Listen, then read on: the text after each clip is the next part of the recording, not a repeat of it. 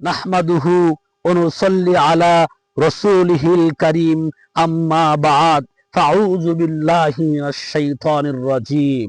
বিসমিল্লাহির রহমানির রহিম।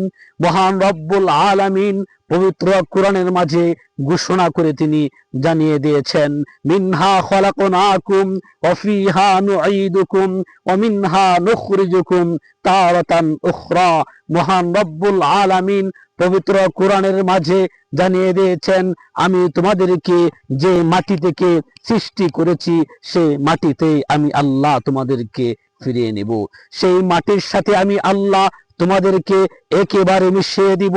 কেউ তোমাদেরকে খুঁজে পাবে না, কেউ পাবে না তোমাদেরকে খুঁজে।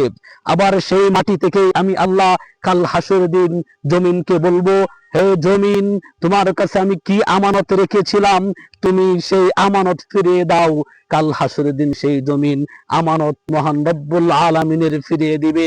মানুষগুলো উঠে উলঙ্গ অবস্থায় তারা হাসরের মাঠের দিকে দৌড়াতে থাকবে এবং চিন্তা করবে, আজকে আমি জান্নাতে যাব না জাহান্নামে যাব, আমার বিচার ফয়সালা কখন শুরু হবে আমি জানি না। হতাশ হয়ে তারা টেনশনে পড়ে থাকবে।